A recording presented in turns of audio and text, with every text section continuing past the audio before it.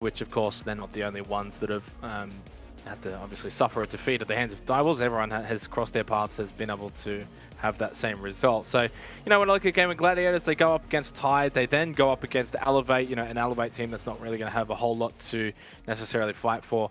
I do sort of wonder, you know, are they going to be able to get the job done? It's in their hands, as we always like to say. They win the next 2 games, you get your 6 points. That's 14. That's higher than what Fury can get. So, as for TYDE, though, on the other hand, obviously still winless. They do still play 2 more games, Game of Gladiators and Fury. And in some ways, Rob, I guess, they can still kind of shape the top 2. They, you know, they still have a part to play in all this. They could, and Guz, that's probably where we've spoken about, you know, wildcard TYDE coming into stage 3, the changes that they've had.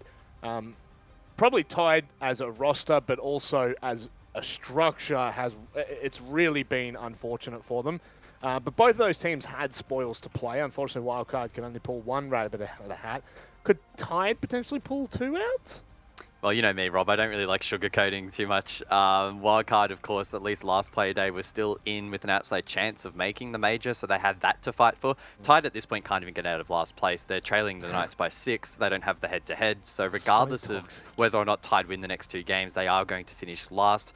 So I guess that's up to them to find the motivation within to try to improve, build this roster up a little bit, find some success, because at least officially they can't gain anything from the last 2 games. Yeah, a little bit disappointing, that is for damn sure. But obviously, Game and Gladiators have still so much left on the line. Let's have a look at how these vetoes have panned out. Maybe we can talk a little bit more about Gladiators as we look through this one, Xenox, because this roster has truly impressed us and continuing to do so with their win against Knights last week. We go to Clubhouse. God, no way. Whoa. Sorry, Wow. what? Let me just scratch my eyes for a second. Am I seeing Clubhouse? I've forgotten this map. What does this map even look like? Oh, no way. Yeah, I've honestly missed a bit of Clubhouse. It's been some time. Obviously, for those unaware, we have not had Clubhouse for the entire stage of APAC South thus far. That now means only 1 map has not been played, that being Theme Park. But look, as you know, for Clubhouse in this particular matchup, undefeated are the Game of Gladiators, so no surprise why they banned out Skyscraper, which is also a pretty decent map for them as well. They got a 3-1 record on Skyscraper. But when it comes to Clubhouse, 5 and zip on the old Def Mata match tracker TM. So I can't help but think, obviously, they'll go into this already as firm favourites, but even more so on a map that they should be very comfortable on. Oh, yeah, okay, so... That includes match against Oxygen Esports as well, by the way, at the Berlin Major. So, I mean, it goes even further than that. This is a rough one for TYDE. Just kind of made it even worse. But does that in itself, Guz, does that make it a competition? You know, do we see, as we've been alluding to, the rabbit? Is the rabbit going to be pulled out of somewhere where it shouldn't be? I mean, it'd be one hell of a stat if TYDE win the one and only Clubhouse game of the entire stage. That would be something to write home about. But it does look unlikely. Of course, the data suggesting that GG are pretty good on this map. They haven't, I'm just quickly looking through some of the vetoes throughout the year, it's not like they've heavily biased towards taking it out themselves or had it banned against them. They've been very mixed, so I don't think TYDE would have expected this map to even be brought out in this matchup unless there's some kind of scrim data or something behind the scenes. So it's certainly concerning for TYDE. Of course, they have no pressure on them though, so unknown as to what sort of brand of siege they'll bring to this map. And Clubhouse, if you can try and throw off GG and play off meta, probably produce something they haven't seen, it could work. I just don't even think I can even nearly be convinced at this point, Xenox. But, you know, if we are talking about a team that does have some firepower, you know, we probably do look to TYDE a little bit. I just really, looking at Game and Gladiators, their history, everything that they've been able to pull out, and the fact that the major is still well and truly on the line for them, I mean, this is the best opportunity that we have to see Game and Gladiators back it up. Yeah, look, I mean, I don't want to toot anyone's horn here. I think TYDE are a good team in terms of the individuals, but as a team, they obviously it hasn't worked, right? Like, it just, the team that was put together for the stage, the roster, it just hasn't obviously clicked. It hasn't worked. Whether that can change in due time, maybe, who knows? Hard to say, but as of right now, Game of Gladiators is so far ahead of them, it's not really even close. And to suggest otherwise would just be sort of making things up. Game of Gladiators should be winning this, and arguably should be winning this like 7-2. That's the story we need to run with for this matchup. Not only for the reason that they're just honestly a better team than TYDE, they've got to go to a major. They need to win this game. If they don't win this game, then suddenly it opens the door for Fury. It's pretty simple. If Fury win their last game and GG lose any of their games, Fury will go to the major. So win the game, make sure that you don't lose to the team that hasn't won a game, and you should be probably on your way. Yeah, as long as we keep that consistent form we were talking about as we came into this segment. Look, GG go on to play Elevate in their next match, guys. Do you think anything that Tide can do will throw them off at all for that final match? Not really. Like Jake sort of said, it's been such a rough stage for Tide, and I want to make it super clear, and I know we've said this a couple of times, but just to be completely clear, we are not bashing Tide when we say this. They literally could have just folded and forfeited this stage. They were at that point with the changes they had and how late they were to just scrap players together. And they have a decent team with good players, but it's going to take more than a stage of 6 play days or even 7 to sort of net those results in the long term. So yeah, I think for Tide, it's all about just going in now and having a bit of fun and just trying to see if you can build into something next year, whether that be this team sticking together or if they part their own ways. It's all about trying to just salvage something and take some positives away, because it would be a real shame, I think, if these players did exit with a negative mindset and perhaps not return, because there's a lot of talent on the team. There certainly is, and look, maybe they might trouble Gaming Gladiators. Maybe they might just trouble APAC South. The final 2 play days remaining. It is time for us to go to Devon Mandy for the final matchup of the night. Thanks, Rob. And hopefully this should be a cut and dried game for Gladiators. They made it to the major in Berlin at the end of stage 2, and they're looking to repeat that. They have Destiny within their hands, Mandy. All they need is 5 points out of the next 6 possible points from the next 2 games they have, and they will lock in the Yonchapink major. But of course, Tide, they haven't had the greatest season, and they will fight tooth and nail, I sure hope, to demonstrate that these are still players of an APAC South caliber, players that deserve to be picked up moving into 2023 and beyond. Well, that's the big thing about APAC South, right? Fate is still in the hands of the Gaming Gladiators. Now, for some of these other teams in APAC South, the stars have to align for them to go to the major. We've seen that stage and stage again, but still, to this day, we can see Gaming Gladiators send themselves over. Hibana, the first one to be taken out here on Clubhouse map. Feels like we haven't seen in such a long time, Dev. Well, we haven't. That's why. The guys on the desk said it. This is the very first time we have seen Clubhouse and APAC South Stage 3.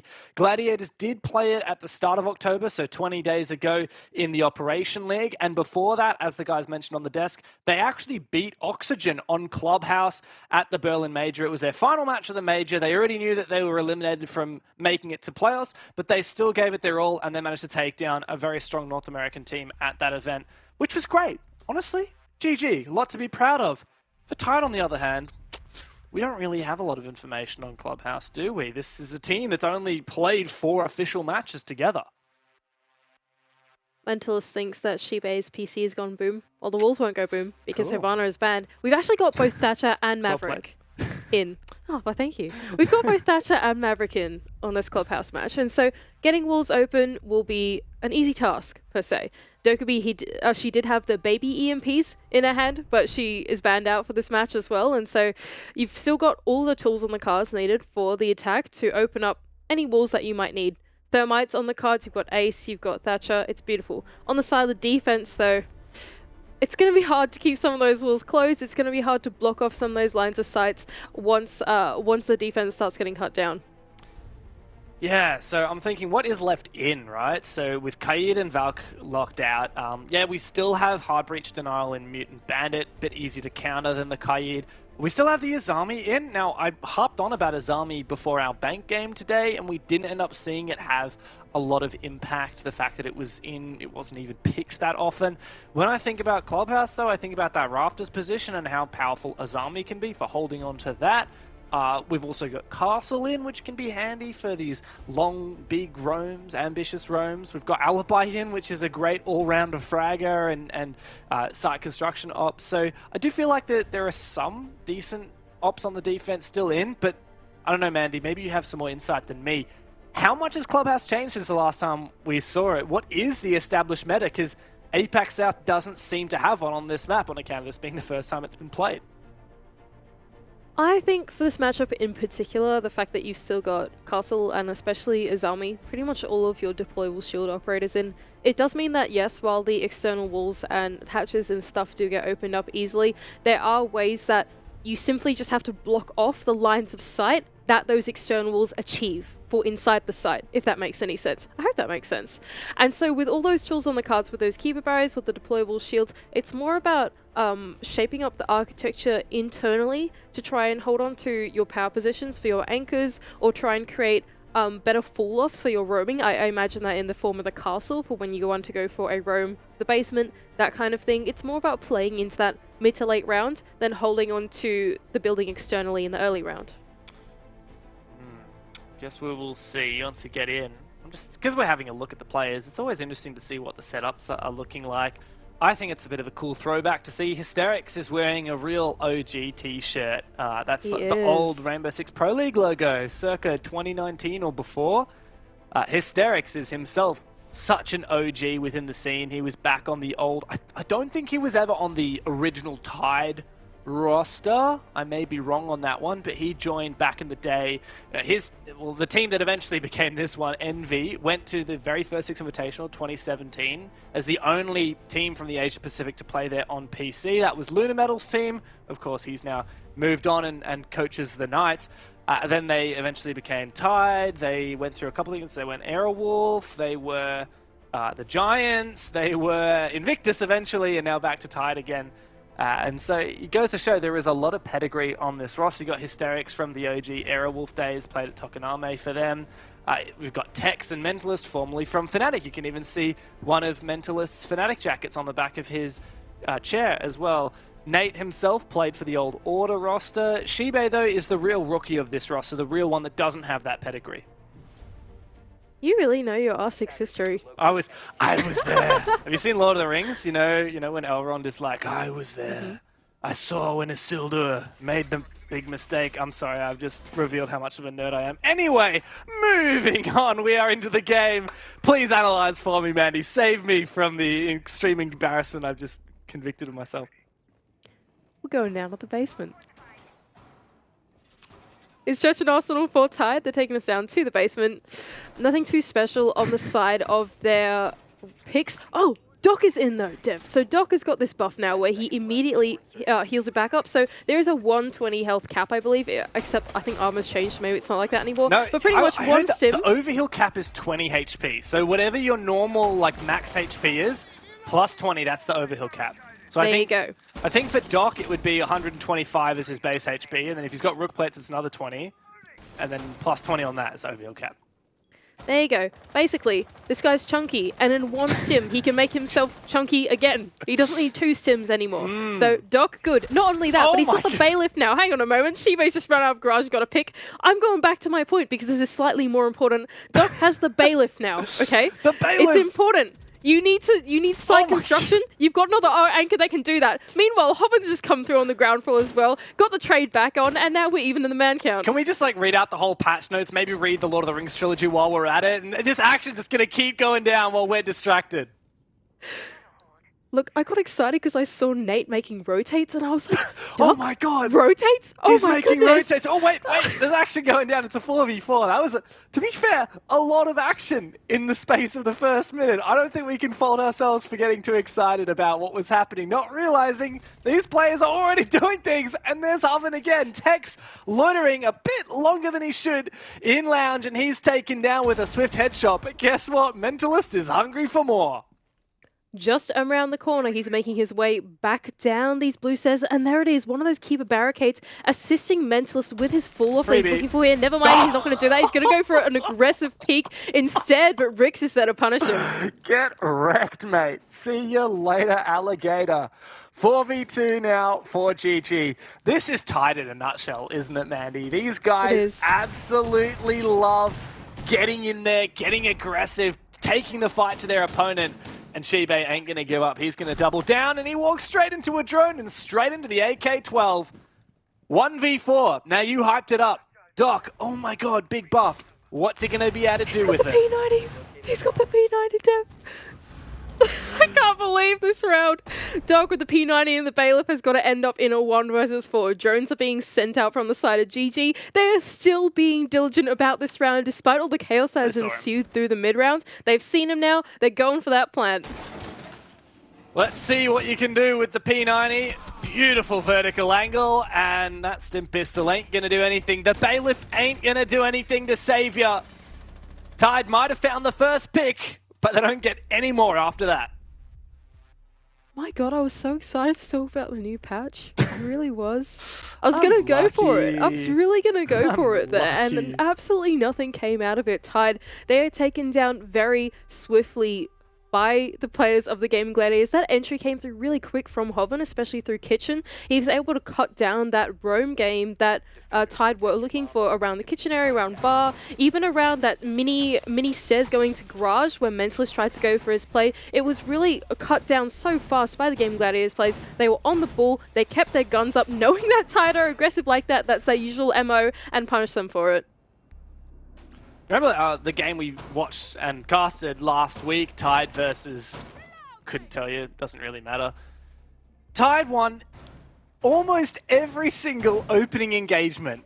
They got 8 opening kills. There you go, Direwolves. TYDE got 8 opening kills against Direwolves out of 9 rounds. And yet TYDE lost that match 7-2. So these guys, they're insanely good at their opening kills. They play really aggressively. They play loosely. They know that they're big-time fraggers. But they just cannot convert it. They are one of the worst teams in the league at converting their advantages.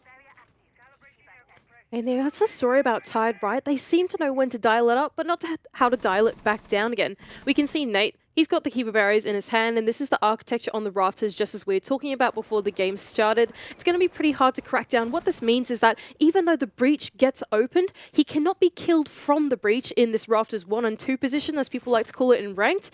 And that means it's going to be much trickier for them to clear it from externally of the building.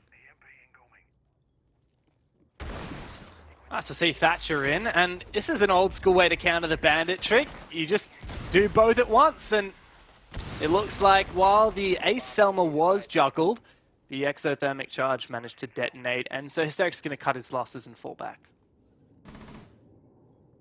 That being said, that rafters position is still not exposed, like we said, from the breach. They will have to actually enter into garage if they want to clear Nate's power position. Rix is starting to make this entry spot from the bottom of garage now. There's still a player inside of Mini to deal with, and that's going to be the next step for the Gaming Gladiators. Yeah, there's Tex down in, as you called it, Mini. He's holding his position quite well. It's quite a fortified position. Eventually does take down that drone. The question is... grenade. Oh, really? Well, there you go. You heard it, you timed it, and Tex managed to evade it. Bit of an impasse between these two rosters now. They can't clear out Nate because they're not sure that Tex is there.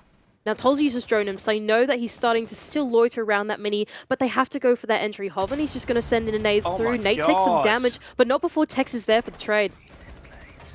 Yeah, but unfortunately for TYDE, the trades do go back and forth. That said, TYDE's won it so far. GG, though, don't let up as of yet, and Shibe is caught off guard. Nate in quite a peculiar position, does net a kill on the Rix, immediately traded back, and how can you read it? It's just back and forth between these two teams. They are playing the attrition game in the positioning. APAC now finally has control of garage after that tussle in the ground floor, and still a little bit of time to work this plant if they'd like. Hysterics, he does have a C4, so if he wants to drop through that connector hatch and go for that default C4, he can do it. APAC is going to have to be very careful entering into the site. It's been a real rumble pit, hasn't it, this game? Back and forth, Mentalist chooses not to deny the plan. In fact, the C4 way overshoots from Hysterics, and that enables Up not only to get the plant down, but to shoot Hysterics straight between the eyes, all on Mentalist, and he's caught out by TYDE on the rappel. Disaster strikes for TYDE, and Gladiators find their second round in a row. Not too shabby from the Gaming Gladiators. They wanted that garage take, and that's exactly what they went for. And having that thermite there did make that entry through the mid round a little bit easier for them. We saw Hoven, he was the one to open up that ground floor, and that really started the trade game that happened through the ground floor. There was someone on the double door that was able to kill Tex inside of Lounge. Things went back and forth, and really towards that late round, that miss throw of the smoke canisters and of the C4s was what enabled APAC to get in and get that plant down. And if that late game utility had been just slightly better placed, that micro game might have worked out in their favor. Maybe the Gaming Gladiators would have come off with a loss off the back of that. But alas, they slip through the cracks of the defense and pick up another round. Alas, that feels like a word you say a lot Alas. when TYDE is around, because they do so many great things. And they're like, yeah, they were doing this, and they were doing this, and it was looking fantastic, it was looking great. But alas, there's always that but. That great big but. It does feel like a bit of a Shakespearean tragedy when we cast TYDE, doesn't it? It always starts off so exciting, 100%. and then we give them all the hype, and then in the end it's like, oh, it's all falling apart. I didn't manage to actually see who got the opening kill last round, but in classic TYDE fashion, it was traded within about 5 seconds. And that is the name of the game. That is what you come to expect from these guys. They don't have a leash. They just run rampant, and they cause chaos. In fact, Shibe, he's prone looking through the drone hole in cache, and he's been caught in 4K on Rix's cam. Gym and bedroom, the next site of contest for TYDE. They're not looking to repeat any of the previous 2 bomb sites.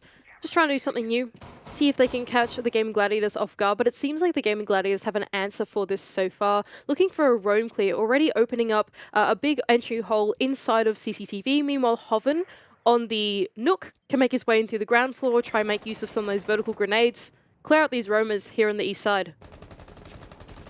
Namely Shibe. Does Hoven have the information? Rix had a drone in cache before. Not sure whether it still is underneath the bills. This guy's looking for it. Can't quite see it from this angle. Bit hard to look for it. Told you he's now droned him. Oh no, Shibe on his own camera, vulnerable to being wallbanged. Rookie mistake. And that is not an opening kill for TYDE. That's an opening death, and a rare one at that. When you catch yourself in 4K being wallbanged, not such a great sign. Texas looking for the trade though, getting aggressive here onto Connector. Mentalist as well, actually at the bottom of East says they do have a bit of a pinch going on in this game Gladiators attack, and I'm not sure if they are aware, and Tex in fact is able to take down Hoven. It's a nice shot, isn't it? Has Mentalist been droned? He's being watched. Told you, I don't know whether he had information on that or not, but he is taken down. Tex has done a lot of damage from this position. That's a 3rd kill. GG cannot deal with him! 4K for Tex! And looks like TYDE will finally gain a bit of traction here on Clubhouse. Rix doing his darndest to try and 1v3, but I just don't reckon it's going to happen. The question now for me is, will Tex get the ace? Come on, mate. Finish it off. You've done a 1, 2, 3, 4. That's 5. And Tex gets the ace. Those are some nasty shots there inside of Con. Onto plays on top red, even on the window. Tex had it all there, even though he was being cut off from that single Con rappel. That breach was about to be open. It was electrified, so Rix couldn't get that open in the end. But even though he was caught in such a precarious position, he's able to make it work out for himself. The trades couldn't come through from the Gaming Gladiators because there was just simply no way that they could trade that from the positions that they are in. The flank came in from Mentalist. That was pretty well timed. Even though he was taken down, it enabled Tex to take the fights at the right timing that he needed. And eventually the Game Gladiators, well, when that roam clear doesn't work out for you, what can you do? Yeah, I don't know. When 5 players died to 1 guy, I mean, particularly the first 4, I think they all died and Tex had moved a grand total of about 3 meters during that entire time. I think if there was a stat, if you could like get little pedometers and little personal trackers on each of the operators and see how many footsteps traveled, I reckon Tex had the highest ratio of kills to footsteps traveled in that round that I have ever seen. He was doing the dance with death, Yeah, but the dance did not go very far. No, it was, Went about 3 steps. I don't know, what's a dance that doesn't go very far? I don't know a single thing about dancing, and so I'm not even going to try. You know how to Harambe dance, don't you? I do know how to Harambe dance, but that That's is the only one in you my need. chair, in the comfort of my chair Well, at there you home, and I go. only need to use my arms. Oh, that's so a maybe dance that is, doesn't travel very far. Oh that my is the God. dance that doesn't travel very far. Shiba has danced right out that window, taken down up air for the 2nd time, An aggressive kill out onto this garage spawn, and it's Upel once again the victim. And Shibe is just so good with his opening picks. We saw it even in the Direwolves game. Hoven is going to look for the trade immediately, has hopped into Con, but has actually walked the wrong way, diverging from Shibe's position. Now about to be pinched out by Hysterix, who's just on the main stairs, but in fact he's got no idea that Hoven's there, is able to take him down and Shibe to go with it. Impact kill? Don't question it, I guess. Nice one, Mentalist. I didn't see whether he was down first, but there you go. 3v3, but Hoven's already at the bottom of main stairs, waiting for a peek out from Church at that double door. Tex is going to go for it. Is he? Is the timing there? Oh, Mentalist is actually playing this quite well. He's playing off of Tex. Does manage to do a bit of damage as Hoven retreats. And Tex is going to find one up through the hatch. This is TYDE's brand of siege for you, I guess, Manny. They do not quit, and they will peek everything. They ain't no quitters. And for the game of Gladiators, this round has become slightly more tricky, really. They've lost one of their hard breach in TYDE, who is playing Fuse with the hard breach charge, and they can really only get open one hatch at most with these Selma charges, and that's going to be the kitchen hatch here. So if Rix wants to go for that kitchen hatch drop, it's going to have to be quite ambitious with only 2 members left, really. There's just not a lot that the Gaming Gladiators can do in this situation, unless they want to go for broke, try and flood the site.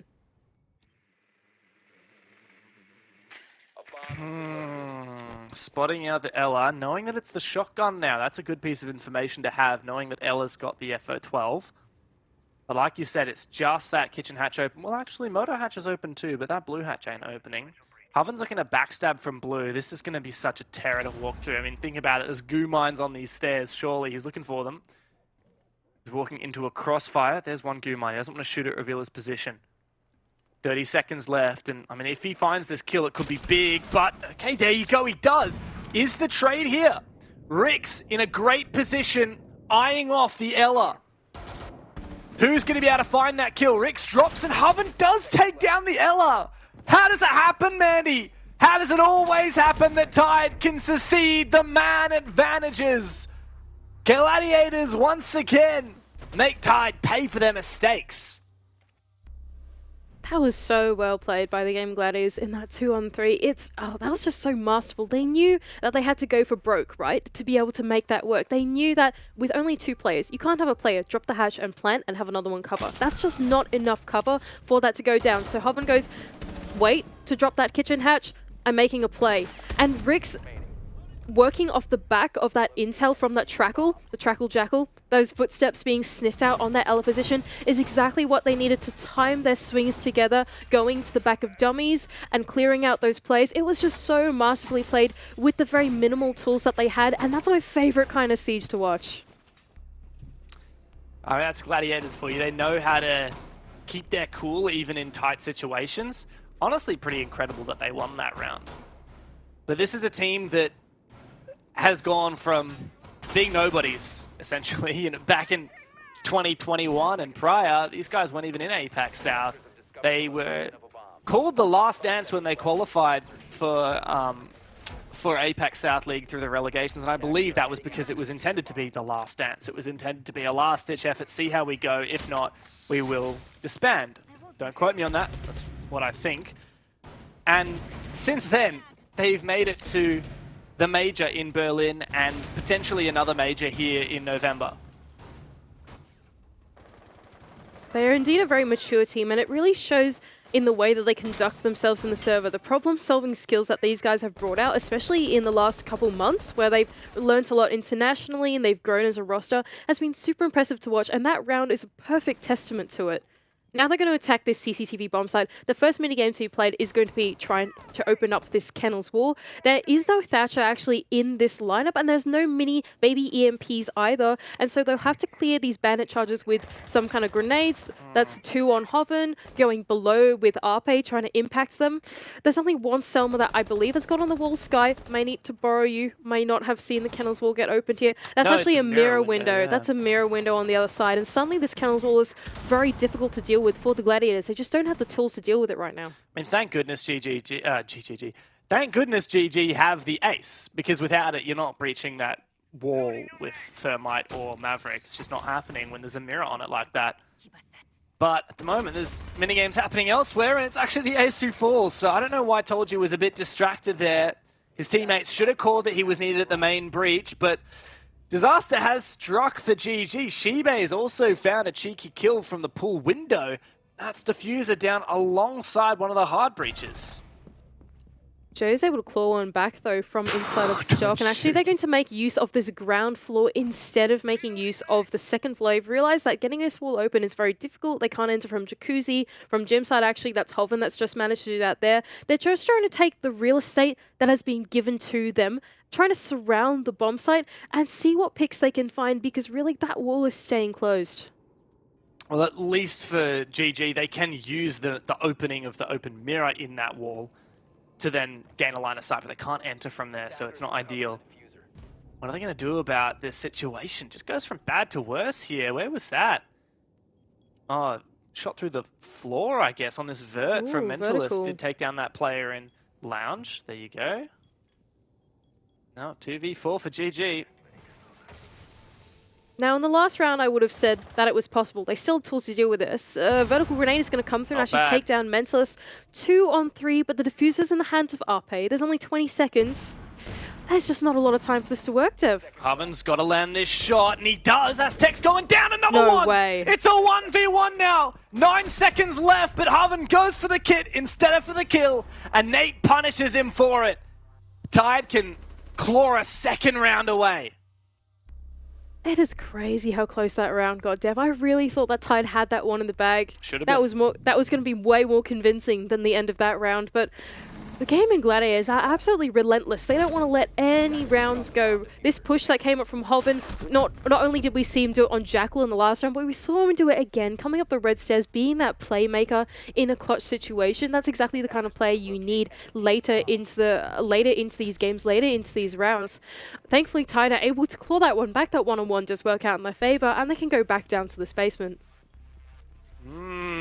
But all the rounds, or the half rather, split 4-2 in Gladiator's favor, or will it be even? Honestly, I'd be very impressed for TYDE if they can manage an even 3-3 split. I feel like TYDE probably won't prosper as much on the attack, but I'm ready to be proven wrong. I just feel like the nature of their playstyle probably flourishes a bit better on the defense, where they can kind of make plays on their own, whereas on the lurk, I think it's harder to crack into the site, and I think GG will be better at punishing it. And so with that in mind, I feel like this is a necessary round for TYDE. They need to get this round. They need to go into the second half at an even scoreline to maximize their chances of getting a point out of this game. Shibe is going to look for an early spawn peek from the breach onto any players entering. Yeah, exactly, onto any players entering into garage. It's always Shibe, isn't it? The first one, the first engagement every single round. He chucks out a C4. Doesn't connect. No one trying to enter in through the garage side. Now, where have GG decided to go? This is basement defense, so Gladiators got to decide, do they go for a full roam clear, or do they look to try and pressure site and watch flanks? Last time, it was this bomb site. TYDE went for one hell of a roam, and their operators, at least, are suggesting that to be the case. Again, we can see Shiba in the top floor, Hysterics on the top floor as well, and that's not even to mention Tex on the Vigil, likely roaming elsewhere. Look what GG have gone for. They've immediately opened up dirt to put pressure onto that site, knowing that there's going to be roamers of TYDE. Tex is actually going to be the one to meet them on that Vigil's able to take down one, but not without being traded back from Joe. And what that's going to do is it's going to force the rest of these TYDE roamers to start worrying about the site. We can really see Nate has rotated down alongside one of his teammates, and they have to start worrying about dirt. Meanwhile, that's opened up an opportunity for Hoven to hop in with that lurk and cut down a roamer trying to rotate back. How good is this from Hoven? He hasn't even used, well, now he's finally used one of his Jackal trackings, but most of it's just been following footsteps, getting information. Speaking of following, here's Arpe. He's made his way into blue. Nobody would expect him in here. He's got so much map control. They know now know where Shiba lies. Upstairs in garage. Arpe's been taken out, so that's not so bad for TYDE, but Shiba is still not long for this world. Hoven's got to win his 1v1, and he does. 3v2 man advantage once again on the attack. Hoven is such a damn valuable lurker, Dev. The way he's been able to play 12 through and this 3. mid to late round is absolutely masterful. You do not normally see lurkers able to capitalize off the positions of their teammates in the way that Hoven has been able to do. There's only 40 seconds left though, and they have to go for this execute soon. Some keeper barriers blocking off their lines of sight, giving away their position here inside of dirt, but Rix is going to go for broke. Nate's taking a huge risk here. Mentalist to be the playmaker. There's information. Nice nade, keeps him at bay, but Nate may well have bided his time. Can he deny the planet would be huge? He's caught off in the cross. It's Hoven once again, who's just nuts. Gladiators storm away with the half, 4-2. I love this game so much. There's so much to break down from the way that the game of Gladiators were able to play that attack half. This is the new Clubhouse, in my opinion, Dev, right? This is not just new Clubhouse, but in my opinion, the new Siege. It's not so much about playing these mini games where you're throwing flashbangs and grenades and whatever, Zofia charge and stuff like that. Now it's about playing off your teammates, positioning, and finding the timing to push in, seeing, like getting a read on where the defenders are, where their attention is, and that's exactly what Hoven has been able to do throughout our entire attack half. He's leveraged the attention that all of his teammates have taken onto the players of TYDE, and has been able to slip his way in to every single bomb site. Not only did we see that through the mid-round of that one, he was able to enable that mid-round so well, we saw it in both of the clutches that he was able to try and pull off as well. And it's just such a masterful way to play through Clubhouse, which is such a big map and very, very enabling to operators like Nook, like Jackal. It's a real mind game, isn't it, right?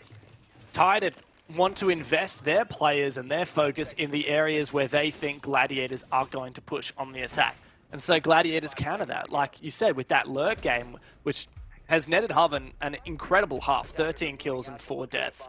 Unreal, a lot of those hyper impactful as well. And we're likely to see a bit of an attempt at the same kind of play from TYDE here now on their own attack. They do have the Jackal themselves, but my question is, will GG roam quite as heavily? Will they play quite as aggressively as TYDE? Because I don't expect them to do so. The value that flex players have in this current meta just excites me so much. Hoven, off the back of that confidence, is going to go for a run out on the main Kennel's breach. He's not able to find anything, but that does put a lot of pressure onto these 3 TYDE players trying to entry from this east side of the map. Told you he's going to double down on it as well, contesting that secret window. And in fact, Hoven still up here shooting out the drones, causing a nuisance to the side of TYDE. Oh, here's Hysterics though. Watching out for any player moving up from the main stairs, and it was Joe who got a little bit too egregious on that position. Blind nade, but that gets scarily close to Hoven here upstairs in Master, who's feeling that pressure. Had a great first half, but he needs to have an impact here, and he needs to flank Hysterics, who's ready and waiting and already found 2 kills. Baits out the shots, and what a play with Rix to come and support. Beautiful work from Gladiators, and they can get that man advantage just slightly closer to an equality. Hoven said, well, I'm coming for trouble, and Rick said, and make it double. And they're able to take down Hysterics on that lurk, but still man disadvantage. Nate is there with those hard breach charges and can open up that blue hatch. Wow. But in fact, Alpe is going to triple down and actually take down a player inside of Oil. Man advantage even. Still some tools on the cards for the side of TYDE. They've got one more hatch that they could open with that hard breach charge. They just have some time to drone out the site, try and figure out what that next step is, because really there are only so many anchor positions that the Gleaming Gladiators can be sitting in right now, and if they want to go for that flood with the 3 players left on the board, they absolutely could. This is TYDE. We know that they're going to peak everything. My question is, how split will this push be? Will they look to open another one of the hatches? It looks like Shibe is indeed going to open up the Moto hatch. Put an extra avenue of pressure now onto Gladiators. Remember, it's a 3-on-3, so even in the man count, and it becomes, again, like you were saying, Mandy, that game of baiting out who's investing their manpower where. They're actually going to invest all of their attack into this blue side take. There's no one that's going to be going for a lurk on the other side. In fact, Arpe with that Razor Bloom is able to take down Shibe, but not before being traded out by Tex. A push through the smoke comes from Nades, but Hoven is just around the corner. There's only 20 seconds. There is no way they've droned him here. Oh no, he can't do enough damage to Nate, and he is traded on the back of it. It's now all onto Rix, 1v2, but that diffuser is not in TYDE's hands. They're going to have to push for this kill. Do they know where he is? Are they going to pre-fire him? They don't know! Surely he's going to pick the angle. Nate does it! And he confirms the kill. Thank God he double-checked that one. And TYDE do start strong here on their attack, but just barely getting it across the line. Oh dear, these mid to late rounds have been too bad for my heart, you know? Yeah. I mean, that's the story Absolutely doing with my heart. That's the story of APAC South tonight, isn't it, Mandy? That is the story of APAC South. Come all the way to Playday 6, second last Playday. We have some teams already playing their final games. Wildcard now, all done for the stage, all done for the season. We have games like Elevate versus Direwolves for spots at majors and 6 invitational point standing implications. We have games like this where TYDE just keep us on our toes. It's non-stop. But this is my favorite type of Siege to watch. I love when these rounds come down to things like 3v3s and 2v3s, and you get to see what the players can do with the limited tools and the limited space that they've got. And just that, watching the cogs turn in these APAC South plays has just, oh, it's so exciting. I love watching it. TYDE, they were able to pull off a really great late round there. They consolidated all their plays into blue. They were able to make that push work, even though the Razor Bloom came out. They make the trades work. And as the time went down, thank goodness Nate was able to check that final corner, close out the round for them, because that could have been a close one. How funny was it when you see him start to sprint away and look to hunt in church, and then he's like, no, we'll just double check. You know, may as well. Just have a look in the corner. Oh, crap, he actually is there. So thank goodness he did that, because otherwise this would be a very different scoreline. A 5-2 is a far cry from a 4-3. And TYDE are probably feeling a bit of confidence now. They know that they can do it. They know that they're really strong on these opening kills. Once again, they've been dominating the opening exchanges, but they've managed to convert far more of them than they did last week. Gaming Gladiators looking to hold on to Gym and Bedroom as their next bomb site. Tex just making his way in with those Rotero drones, trying to clear out any positions inside of Cash. Now there is a shield being placed by the Wamai of Hoven on the top of red, and so if TYDE want to make their entry through there, it could be pretty dangerous. They're actually going to put pressure on the side of Jacuzzi first, get that breach open, give the anchors something to worry about. Shiba's also going to drone out that there's nobody in the bathroom right now. There's nobody in gym. Upe did spot the drone, but temptation sits in Shiba's mind right now. Oh, can I just start to push in? Can we start to collapse and just abuse our numbers advantage here? And in that time between him getting on and off the drone, Ape has actually made his way all the way back into bathroom. No person following that live drone has put a hole in that attacker intel, and Ape can now hold on to this position. Diffuser on the ground. Menta's going to be brave and rappel into the top of main sets, and it's actually going to net him a kill onto Rix. Man advantage evened out. A very ambitious push there from Mentalist, and oh, he can almost lock in a second one. Nate comes to support, and Upe finally goes down, but RGG going to be able to bring it back. It looks like they might just Tex. Oh my god, what a shot to land, but it just leaves Mentalist left, and he doesn't last very long. Gladiators, another explosive back and forth round, but they just keep their heads above the water. The Gaming Gladiators are not the type of team that you would expect to send 2 or 3 players out of windows together. Yeah. When you talk about the APAC South aggression, you know, that the big MO of this region, you don't think of the Gaming Gladiators to be the ones to do that. But there it was. That was Joe, Rix, and Hoven, I think, all peeking the windows onto the balcony at the same time. Wow, that is exciting from them. I don't think we've ever seen a brand of Game Gladiators quite like this one. I'm so glad that they took it to Clubhouse.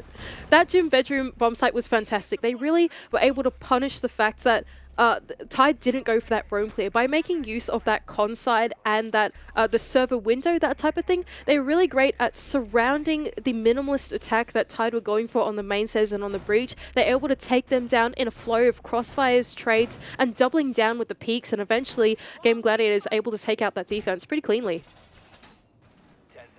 And like you're saying, it's interesting, TYDE are probably the most aggressive team in the region at the moment with how they've been playing. GG not really known for that aggression, but it's amazing how comfortable they are when it is inflicted upon them. They don't sweat it. They're not worried about an aggressive push. They say, look, you're going to play like that, we can fight fire with fire. We know exactly how to do that right back at you. They relish the opportunity to play that chaotic game. The Gaming Gladiators can go back down to that basement side. Now, they were so close to winning it last time. They really were seconds off before Rix is spotting out by Nate. This time, they're going to look once again for that roam. It's Hoven starting his way out in that top floor inside of Rafters. Meanwhile, Hysterics has once again been able to go for that lurk into the ground floor. It's supported by Mentalist this time on the side of the Jackal. But really, there's only one roamer that they have to deal with, they have to worry about, and that's Hoven. Have they droned him out? I think they have. That's the garage door open, a drone being sent there, but only one entry to deal with him so far. Can we have a look at Mentalist, Guy? Because I know that Mentalist has used one, he's now used 2 scans, and they must have checked where he was. Was there an opening there? Yeah, there was. Well played. Honestly, really well played there, and now TYDE is suppressing the aggression from Gladiators as well. On the back of it, that said, they can't suppress all of it, and APAC is ready to continue the fight. Oh, a player right above him, but a drone's followed through. He's got to give up that position inside of Oil. He could be cut off. Oh no! Couldn't land enough shots! Missed opportunity for Shibe. A minute 30 seconds though. The opportunities are not slipping away from them. In fact, TYDE are going to dial it up completely, flooding through blue. Now Joe in a 1 versus 4. He can take down one. He can't take down the second. Tex is there for the trade, and TYDE able to get another one on the board. And I really love the flick of the switch there from TYDE. They wasted no time whatsoever.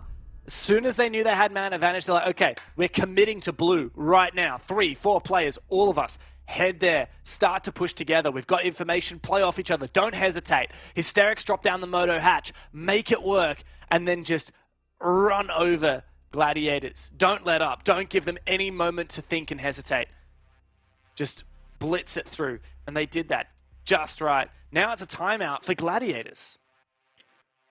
Just want to double down on your point that TYDE are really able to flick a switch there in that last round when we saw them go gym and bedroom. By the time that Shibe had droned out that the site was clear, he got off his drone and then tried to make that entry. In that time space, we saw Gaming Gladiators able to recompose and retake the site. That time, when they attacked the basement, like you said, as soon as they had that man advantage, Shibe goes, guys, I'm not even going to drone the site. I'm going in. Now is the time where the site is going to be clear. Now is the time where the Gaming Gladiators are trying to recompose. That's exactly what he did off the back of Mentalist supporting him coming down through Oil as well. They're able to close out that one very swiftly, and that change in pace is exactly the kind of thing you need against a composed team like the Gaming Gladiators. Mandy, guess what? Oh, not only do we get to see that sick-as castle elite barricade, which I don't think I've ever actually seen in game before, we get bar, Mandy. We get to see bar and... Well, what? It's bar and bar. Bar and stage. Bar and stage. There we go. I was like, what's the other one? Bar and stage. We have, if I'm not wrong, never seen this in APAC South? I feel like we've never seen it in APAC not South. Be able to tell you that. I'm just gonna say it with conviction, and then even if I'm wrong, at least I'll be proudly wrong. We have never seen this bomb site choice in APAC South. This is an exciting hold as well from the Gaming Gladiators. They're using the aid of those castle barricades to segment this part of the ground floor. They're making sure that that push from inside of Strip Club cannot come through. They're blocking off this diagonal wall to see the stage as well. On top of that, they're blocking off the connector window, and that's important for that hatch control that the Gaming Gladiators will need later on into the round to be able to retake into the stage. That's where APAC is currently situated, and the TYDE, to break this down, there's a lot of steps that need to go ahead. I just want to see how they play out this early round first. Yeah, I'm super keen to see what happens in the late round with the Glaz, but yeah, the early round, first things first, right? And knowing GG, I wouldn't be surprised if there's a early exchange. Shibe to breach open this jacuzzi wall. Joe will be feeling that pressure very shortly. He hears the wall breach, and he's feeling quite a bit of pressure. Where are those flashes coming from? So it seems like the approach that TYDE are going for is this sort of top floor control. They've already created one point of entry from the side of Shibe. They've actually got Nate down inside of Strip as well. So there's 2 options they could go for here. They can either fully clear the top floor, or they can just try and segment off this Strip Club side of the map and then make their push inside of bar. There really aren't that many Gaming Gladiators plays to deal with this, but what that does mean is they need at least control of gym. They need at least control of making sure there's no players on that hatch. That castle barricade has been opened, so they have a way into the site now, and it's just about preventing the retake from the Gaming Gladiators on this west side of the map and how they're going to set that up with those air jabs. Here's Asterix considering breaching another one of these castle barricades. In goes Nate now. Into pool. Bit worried about a player above in gym. Not going to reveal his position. TYDE, they know they have time on their side. They're biding theirs and waiting for Gladiators to overextend. But it looks like Gladiators must be playing for some kind of plant denial or retake strategy because they haven't moved an inch. TYDE so far have done a great job at taking this west side of the map, but in fact, Mentalist, he can take down Joe as well in this top floor. Look at how well they've done. They've situated their cutoff player inside of Jim, the mission-critical part of that retake, and Tex is able to double down as well, dropping through the hatch. The planet's going down from Shibe, and the retake has to come through. Told you, what's he done? On the site, he managed to deny that plant. He was eventually traded, but at what cost? It's now a 2v3 with that diffuser inactive. Arpe and Rixa do not have to move as of yet. They wait. And Arpe's found Tex, the Glaz down. And that gives Arpe so much control upstairs, still with an impact to open vertical lines, but he is eventually traded back by Mentalist. 1v2 now, but information on the side. Rix reveals his position. He's in a crossfire. What's he going to be able to do about it? Hysteric's going for this plant. Can he deny the plant? He can't get it done. And Hysteric's on for the trade. TYDE somehow have managed to tie the scoreline.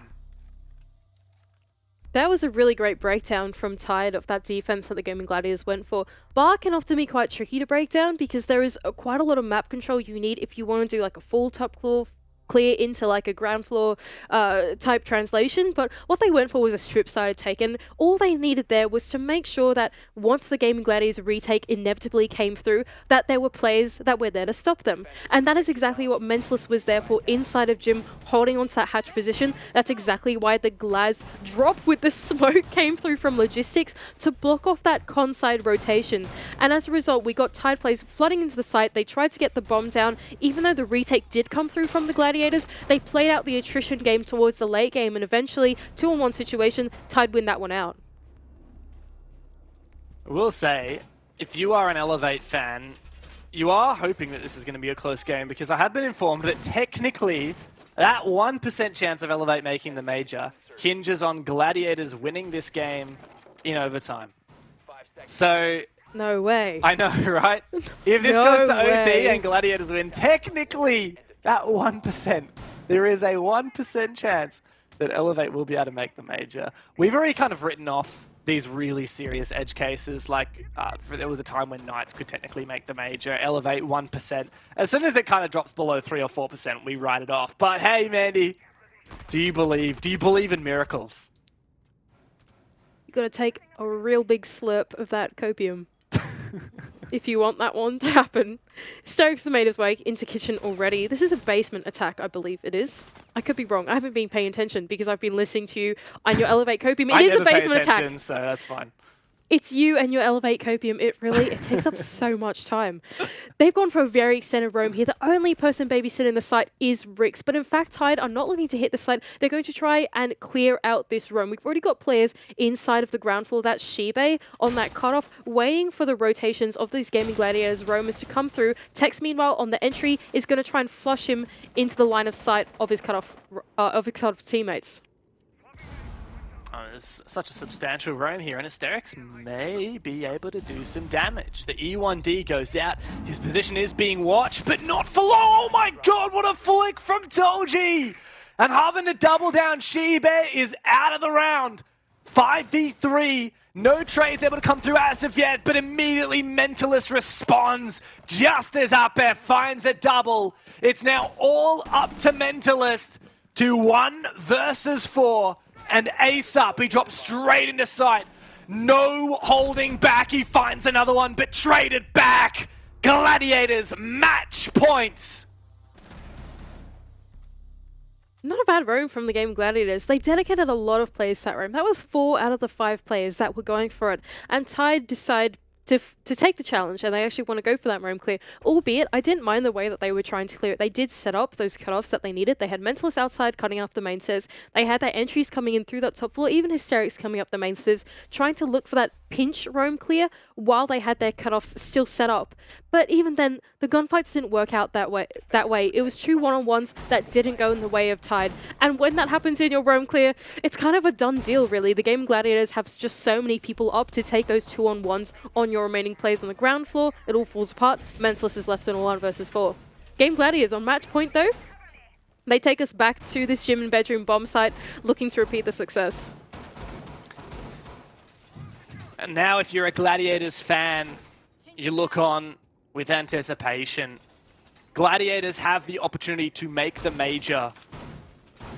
They can't do it today, but they can increase their chances significantly.